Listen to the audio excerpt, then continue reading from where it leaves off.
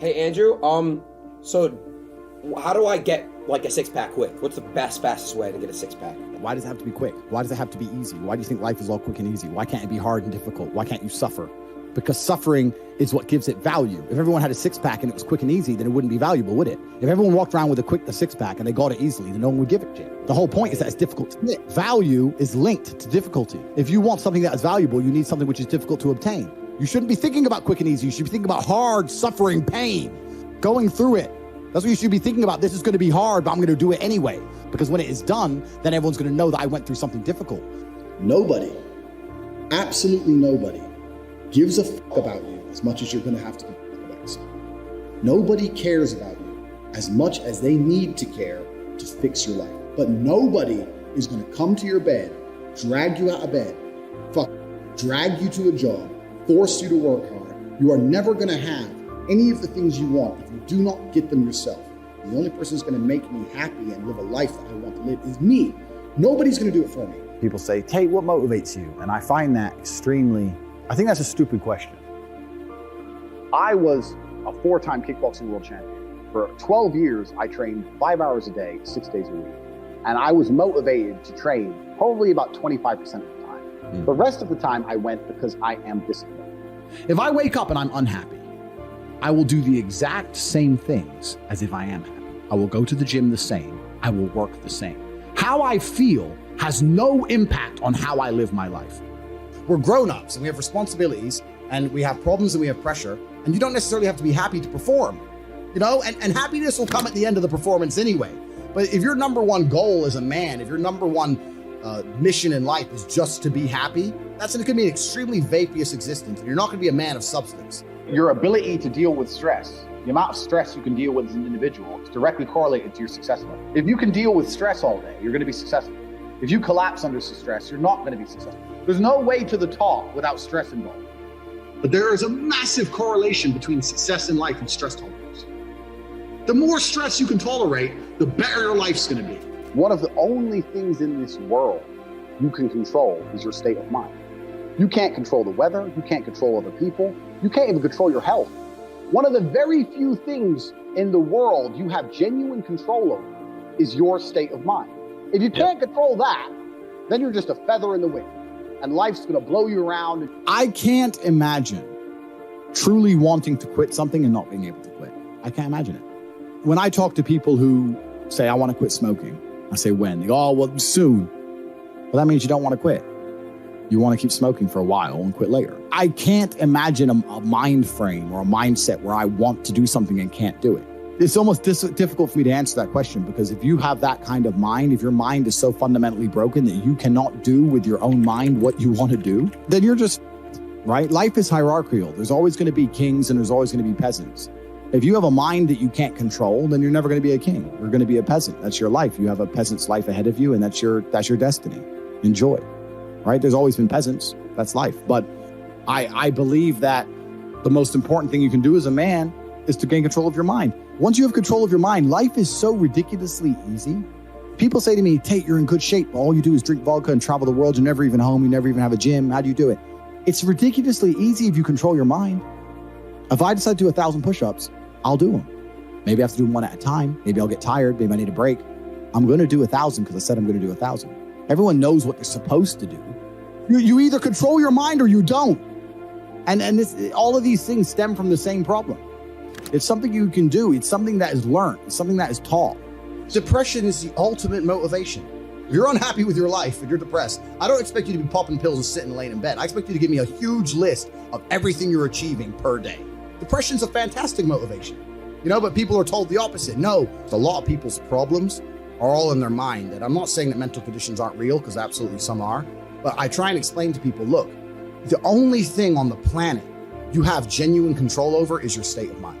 You can't control the weather. You can't control anything. The only thing you can affect in genuine real time is how you feel in your head. How you view the world absolutely and utterly shapes how you react to the world, how you act in the world, how people view you. It's all down to how you view things. You have to believe you're a fucking man, and you have to believe you can achieve anything. I'm not saying you can achieve anything easily. I'm not saying it's not going to take a whole bunch of work. I'm not saying it's going to happen quickly. But you have to believe you can achieve anything. When I tell people that you are the sum of the 5 people you spend the most time with, everyone agrees. They go, yeah, that's probably true. And then they continue to hang around with people who they don't want to be. Why? There has to be a point where you sit and go, okay, you're my friends, et cetera, I love you guys. Yeah, we can talk, whatever. But I'm on a different life path. You have to leave some people behind. If you were to come hang around with me and my crew, you would be self-conscious. And that self-consciousness would motivate you, or they would certainly instill the discipline required for you to change. You don't feel self-conscious amongst your peers. That's why you don't change. When I was broke, I couldn't sleep. And I say that, people laugh. I'm not joking. When I wanted money, like fucking I needed air. People say to me, I want to be rich. And I say, okay, well, I want to be able to ice skate, but I don't want to be able to ice skate enough to go learn how to ice skate because I can't be bothered. I mean, surely if I could click my fingers and be a figure skater, I'd click my fingers. Who wouldn't? But I don't want to actually go train because I don't want it enough. And this is the exact point with money. Everyone wants money put on their lap. If you truly wanted money, you wouldn't be able to sleep until you fucking had it. And this is the point. Because when I had nothing, I couldn't be distracted. You couldn't distract me from what I wanted. Life when you're young is a completely different experience to life when you're older. When you're older, your life quality seriously decreases, massively. So you have about 10 to 15, maybe 20 years to find a way to get rich and enjoy being rich. And you got to put it all together and you got to do it quick. You have to start saying, I want to take money. Because that's how you have to think. You don't make it, you take it. So you have to start talking that way. You got to take money. Is that money isn't real.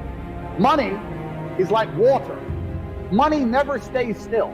If you can find and identify a place where money is moving, if you can find a place where money is moving and stand in the way, then the money is vulnerable. Problem is with the people out here, everyone has a dream, but not many people have a plan. A good plan today is better than a perfect plan tomorrow. You got to do something. You got to do something fast. Yeah. You're just sitting around talking about it and hoping for things to get better. I don't think living in a dream is going to help you in any way. I think you need to be sitting here panicking at the fact that you don't have one. You need to be concerned and worried and sad. And you need to do something about it today. Because that's how I started my first business to make $1 million. I sat in my room, pissed off, and I came up with the idea. Most people see people with things they want and they don't do the second half. They don't try and work out how they bought that thing. Oh, my man has a Ferrari. Okay. I wish I had a Ferrari. Okay. They don't sit there and go for an hour. How did he get a Ferrari? It doesn't cross that part is the part they don't want to do, right? They just go, oh, he has a Ferrari. Wish I had a Ferrari. And you go back to TV. Yeah. And that's what they do. You need to understand that in this world, there's a whole bunch of people doing amazing shit that you are not doing. And that needs to piss you off. Because it pisses you off, you become motivated by this. You need to be annoyed. I'm telling you to be angry. Anger is a fantastic force. You take that anger and you direct it in the correct direction.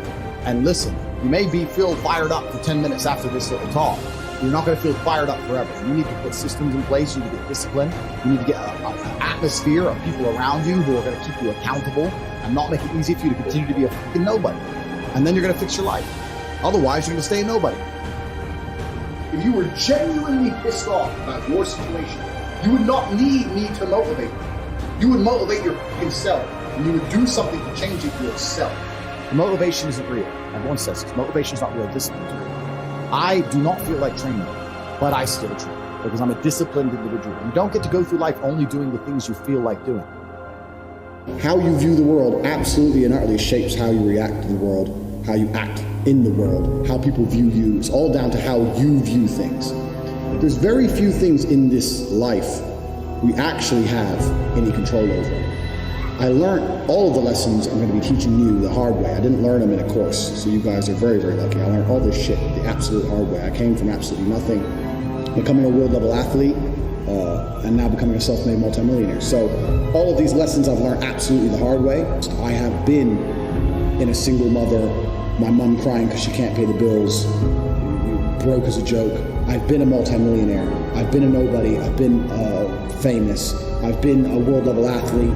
I've started from nothing to the point where I had to run to the gym because I didn't even have a car to get there. I've done it all. So I've lived a very extreme life, and this is where these lessons come from. So when I talk about G mindset is absolutely and utterly the most important thing. I told everyone I'm going to be world champion. Years before I even had a British title, before I even had an English title, I just started fighting. I was like, oh, I'm the next world champion, yeah. And I just started saying it, but I said it with genuine conviction. I knew I would be the best. I genuinely knew I would be the best. You have to understand that this world, everyone constantly tells you, do not be arrogant, do not have an ego. But people will constantly tell you to not talk in a way which is full of conviction. People do not like you to be arrogant and have an ego. This is the worst thing ever. Let me tell you a fact, the number one facet of the G mindset. Your life is never going to be worse if you walk through the world believing you are the fucking man. You wake up, you look in the mirror and go, I'm the fucking man. I am the man. There's no one on this planet who can do shit I couldn't do if I put my mind to it. When you go through life believing you really, really are the man, there are very few downsides. The downsides are everyone's going to call you an arrogant, everyone's going to call you arrogant, everyone's going to call you a dickhead, everyone's going to say he has a big ego. You're going to lose a few loser friends. Who cares? What you are going to gain is other people on the same path. You're going to gain other people who think, yeah, well, I'm the fucking man too. This guy's the man. Let's make some money. That's what's going to happen. So the first thing you can do with your G mindset is you need to start believing you are the fucking man. Even if you're not the man yet, even before I was world champion, I knew I was going to be the man. So I don't give a fuck.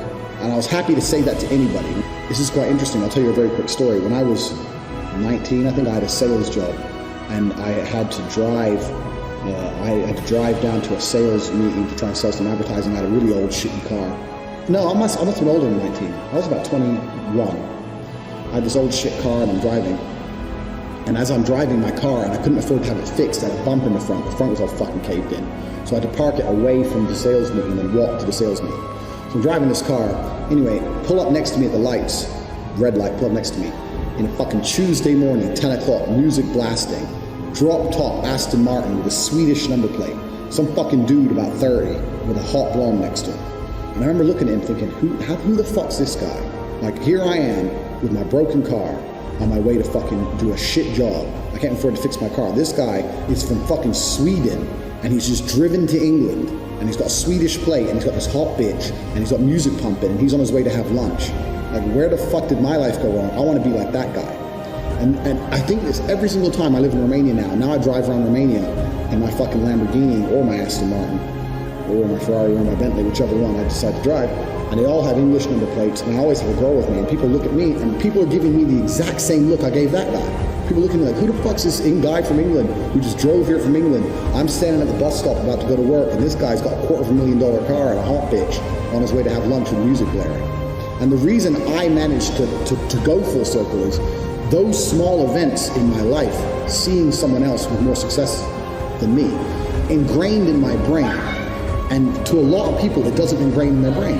I was walking to school. If I was walking to college with my friends, I used to have to walk. I went to a college on the other side of town, so I had to walk 4.6, I think it was, fucking miles to college. It was a fucking nightmare. So I used to walk. Halfway, I meet some other people. That towards the end, there'd be a group of 5 or 6 of us along the way. And when I met, and one day a Ferrari burnt past us, and everyone else was like, oh, yeah, Ferrari. I'm like, and I remember saying to the group, I was only 18, I said, doesn't it annoy you that this guy has a fucking 300,000 pound car and we'll probably never have one? And they're like, oh, yeah, it's only a car. I'm like, no, you don't understand. There is a life hack. There's something happening where people are living lives that other people don't get to live. There's something happening. There's something going on. I want to have a 300,000 pound car. I want it. And no one else wanted it. These little events didn't ingrain in their brain. Ferrari driving past me bothered me. And it bothered me to my core, to the point where I decided I would do anything it takes to have one. Whereas other people just saw it and carried on with their normal lives. This is the reason I have 6 or 7 supercars and other people don't. You have to believe you're the fucking man. And you have to believe you can achieve anything. I'm not saying you can achieve anything easily. I'm not saying it's not going to take a whole bunch of work. I'm not saying it's going to happen quickly. But you have to believe you can achieve anything. I'm telling you to be angry. Anger is a fantastic force. Like I said, the world tells you not to be arrogant, it tells you not to be angry. It's 2 things it tells you to do. Don't be arrogant, don't have an ego, and you don't have anger. You're a fucking man. You're a full-grown man. It's perfectly fine for you to be pissed off. It's perfectly fine for you to look around at your life, look at the girl you're fucking, look at the house you live in, look at the car you drive, and get pissed off and go, you know what, I want a hotter bitch. I want a fucking nicer house. I want a faster car.